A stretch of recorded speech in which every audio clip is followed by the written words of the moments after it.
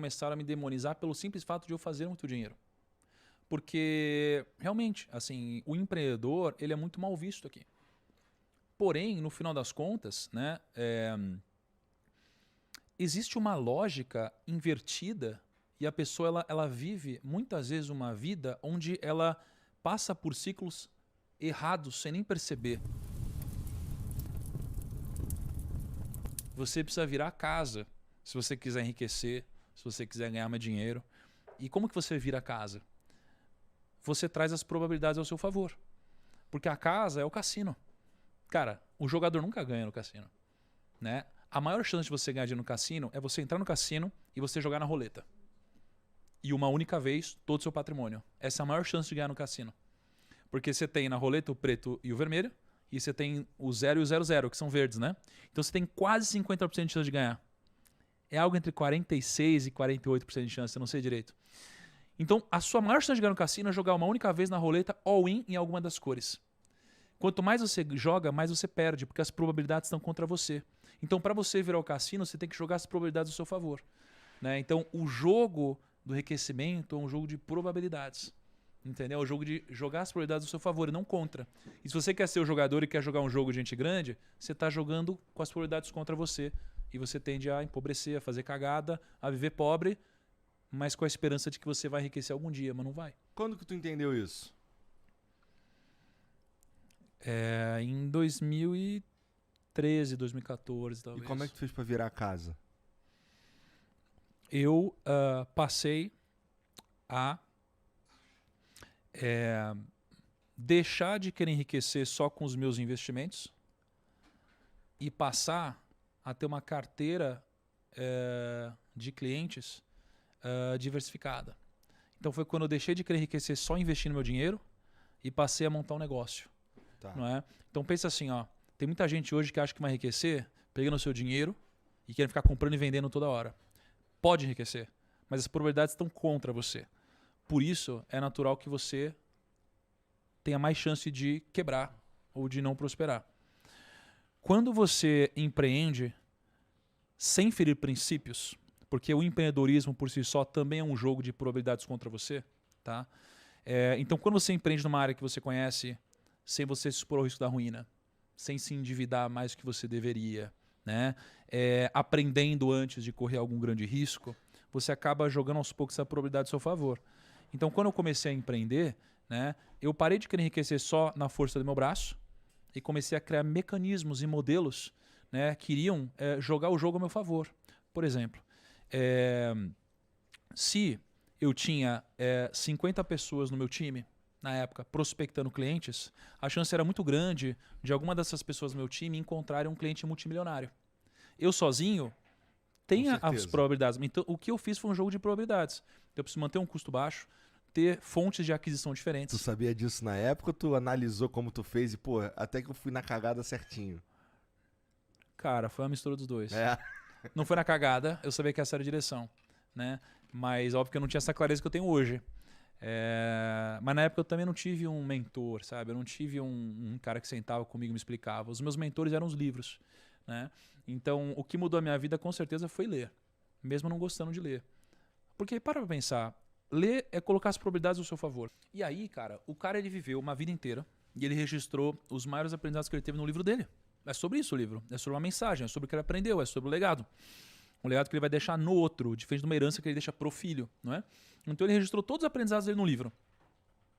E aí a gente vai viver uma vida tomando porrada todo dia para aprender o que esse cara já aprendeu no final da vida dele, tendo tido o sucesso que ele aprendeu, o sucesso que ele teve. Não, eu vou ler livro. Ler livro vai trazer probabilidade a seu favor. Então se você ler a história do Elon Musk, Verdade. se você ler livro, você lê a história do Silvio Santos, você lê a história de seja lá qual for o empreendedor, você vai aprender o que ele demorou uma vida inteira para aprender. Então você vai reduzir a possibilidade de errar onde ele já errou. Não é uma questão cultural, especialmente do brasileiro, demonizar a riqueza? Eu vejo que tem uma... Assim, na verdade, eu consigo enxergar duas vertentes. Assim, se você se torna um empresário, se você se torna um cara que... Isso é interessante até. Que faz a roda girar e tudo mais, e uma galera se dá bem, e existe a possibilidade de pessoas terem um emprego por sua causa e tal. Vamos lá, do iFood, por exemplo. O iFood é uma puta iniciativa maneiríssima que, porra, hoje ninguém sabe direito como vive sem iFood, mas tem uma galera que bate muito no iFood por causa do como é a relação deles com os motoboys e tal. Então, é possível que se você chegar num lugar falando que você é o dono do iFood, tu vai ser mais mal visto do que um cara que ficou rico e nas redes sociais ele ostenta, não sei o que, o caralho. Sim. Então tem duas visões aqui. O cara que se tornou um grande empresário e um cara que o trabalho dele é ser um influenciador que ostenta, que não sei o que e tal. Então talvez a gente enxergue a riqueza de duas formas diferentes, culturalmente falando aqui no Brasil. É maneiro tu ostentar, mas não é muito maneiro tu empregar pessoas, sei lá. Tá ligado? Cara, tem um problema com as massas, assim, né? As massas... Toma cuidado pra falar isso, né, cara? Mas assim, as massas, elas dificilmente estão certas, assim. Dificilmente estão certas. É por isso que elas são as massas, né? Mas, por outro lado, se elas são a maioria, como eu poderia dizer que uma minoria de pessoas está certa, né? O que definiria o certo e o errado? É complexo. Mas eu vejo que, geralmente, a opinião das massas é uma opinião que tem muito mais a ver com um viés emocional do que com uma questão lógica. A gente erra isso o tempo todo. E o dinheiro é uma delas. Então, por exemplo, as pessoas gostavam muito mais de mim quando eu não tinha fama, digamos assim. Tá? As pessoas, elas insistem em compartilhar meias verdades ou falsidades, ou seja lá o que for. Por exemplo, eu enriqueci antes de entrar na internet. Não é? Então, quando eu entrei na internet, eu era pequeno, as pessoas, elas admiravam isso. Admiravam eu ter enriquecido antes de entrar na internet, empreendendo, e aí depois compartilhar esses aprendizados na internet. Quando eu consegui compartilhar o aprendizado com muito mais pessoas, e eu passei também a ganhar mais dinheiro digitalmente, né, uma linha de receita que eu não tinha antes, começaram a me demonizar pelo simples fato de eu fazer muito dinheiro. Porque, realmente, assim, o empreendedor, ele é muito mal visto aqui. Porém, no final das contas, né,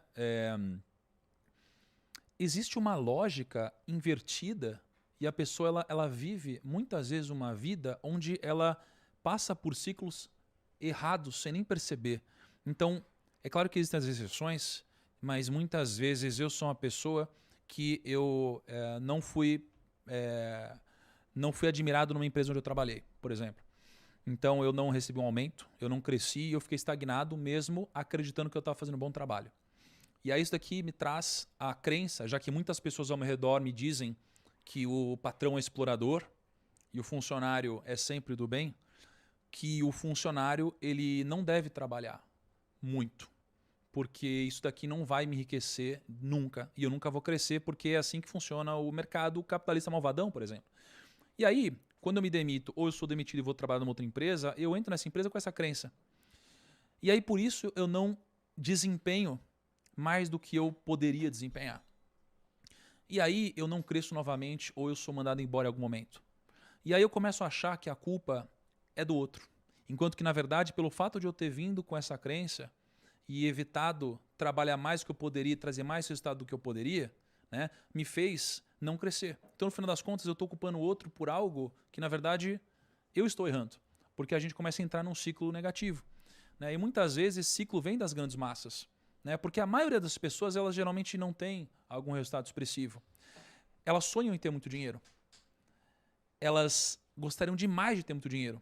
Mas quando o amigo delas cresce, elas passam a entender que existe algo errado nisso. A gente tem muita dificuldade de admirar o sucesso do outro. E a gente vive nesse ciclo, né, cara? Ô, primo, tu tava falando aí agora que tu, pô, já tinha enriquecido antes de se tornar famoso e tal. Na primeira vez que a gente conversou, você já me contou que você era garçom e tudo mais, não é? Cara, nessa época de garçom, o que você imaginava, assim, pra tua vida? Tu queria ficar rico? Por que eu tô te perguntando isso? Porque, ó, chegou um momento da minha vida, você tava me perguntando aqui se eu queria ser rico e tal. Chegou um momento da minha vida que eu tinha mais dinheiro do que eu precisava, tá? Eu tava num caminho de, porra, juntar um patrimônio ali e ficar e ter a possibilidade de ficar mais tranquilo. Não é nem nada muito absurdo, não, mas era assim. Eu tava acostumado com X e eu comecei a ganhar 20x. Tá ligado? Aí eu, caralho, isso aqui é maluco e tal. Só que eu percebi, a minha sensação foi, cara, rapaz, não era esse o objetivo. Eu queria mesmo era, sei lá, alguma outra coisa que não era ficar rico. Tu passou por isso, assim, teve algum momento que tu parou e pensou, caralho, não era ficar rico o que eu queria. O que eu queria mesmo era, sei lá, eu queria ser um comunicador e não ser rico. Teve. Isso aconteceu depois que eu fiquei rico. Geralmente a gente precisa ficar rico pra isso acontecer. É muito difícil, cara. É muito Você difícil. tá fudido, você acha que o objetivo é ter dinheiro, né? É muito difícil, cara, você ouvir alguma reflexão sobre riqueza de alguém que não chegou lá. É muito clichê ou muito ilógico você ouvir de alguém que passou a vida inteira pobre e nunca teve a opção de escolher e foi obrigado a viver a vida que teve, dizendo que o dinheiro não traz felicidade, por exemplo, um clichê como esse, ou que ser rico não vale a pena, né? Ou alguma coisa do tipo. Então, acho que a pessoa que ela não atingiu a liberdade financeira, ela dificilmente vive. Eu acho que ela sobrevive, não é? Então, ela é uma pessoa que ela faz o que faz por necessidade e não por opção, né? Então, dificilmente você vai saber se de fato você gosta do que você faz ou se você vive, né, uma vida preenchida, ou seja lá o que for, né, até você poder ter a opção de mandar todo mundo se ferrar, ou você poder dizer não porque você quiser, não é? Então, realmente, é muito difícil. E existe um clichê onde muitas pessoas sem dinheiro querem dar opinião sobre isso. E as pessoas nem sabem como é. É como aquela pessoa que nunca teve uma namorada ou um namorado e vai querer te dar conselho amoroso. E a gente que já viveu, a gente sabe, essa é a sua primeira namorada, seu primeiro namorado, pô, isso daqui parece que vai dar ruim, não é? A gente já viveu coisas. É claro que existem as exceções, mas a regra, né, ela estatisticamente acontece. Acerta mais, né? Ela acerta mais.